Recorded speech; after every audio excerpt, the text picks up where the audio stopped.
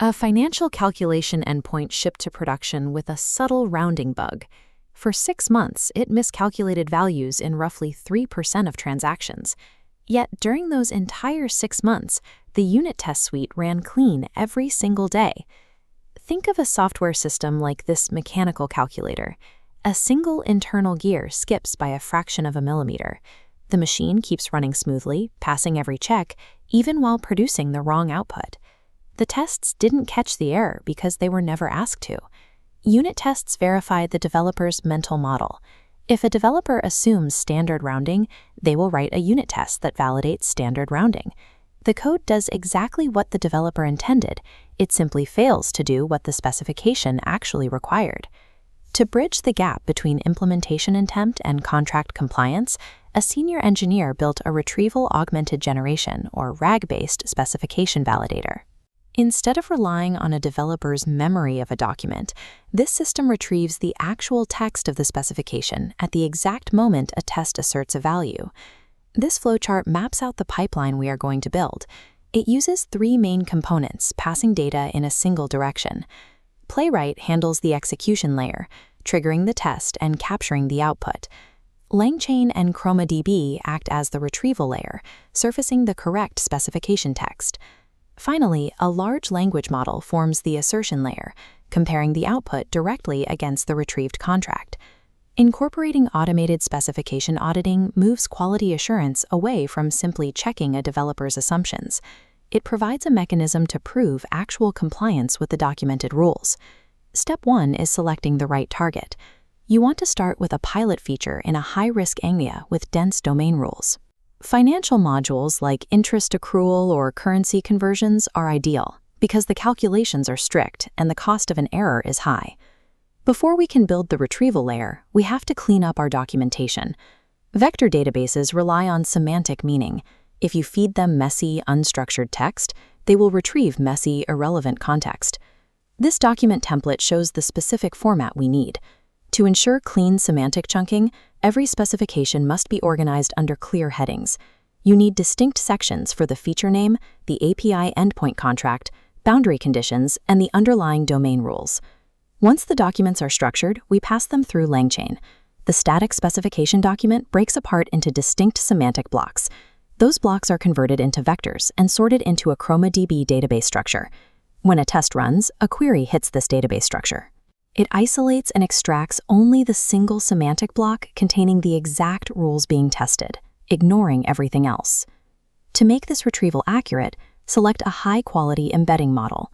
Prioritize a large context window, specific domain training, and low retrieval latency, so it doesn't bottleneck your pipeline. Translating static documents into a queryable vector space removes the human element from the assertion phase. The system no longer relies on a developer perfectly remembering a boundary condition from page 40 of a design spec. With the knowledge base built, we move to step 2, capturing the system's actual behavior. For this, we use Playwright as our execution layer. While Playwright is typically known for UI interaction, here we focus entirely on its data capture capabilities. We configure Playwright to execute specific API requests. Instead of looking at buttons or text fields, it captures the complete, raw JSON response payload directly from the system under test. This side-by-side comparison illustrates why we need that raw data. On the left is a standard unit test assertion. It checks if the returned type is a number. It's broad. On the right is the retrieved specification text, which explicitly states the value must use a round half-up convention to 2 decimal places. Playwright takes that captured JSON response and packages it.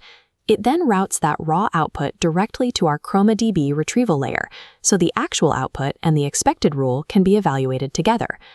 Bypassing the user interface to capture the raw system state gives us unvarnished data.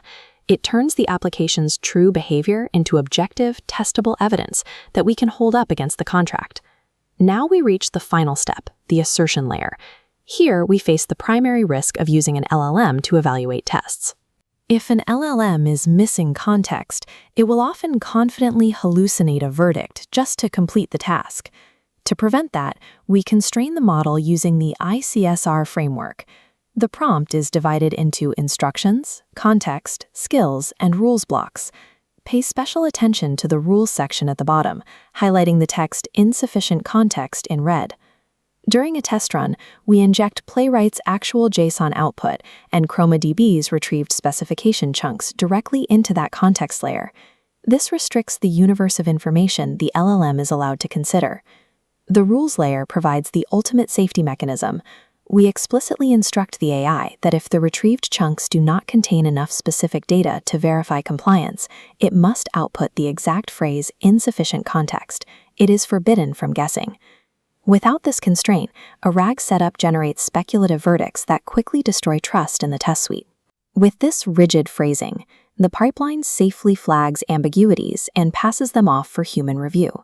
The insufficient context fallback prevents false positives while simultaneously surfacing hidden documentation gaps.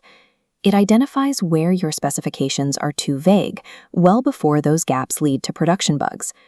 Rigid system constraints ensure the large language model operates as a definitive engineering auditor rather than a creative text generator.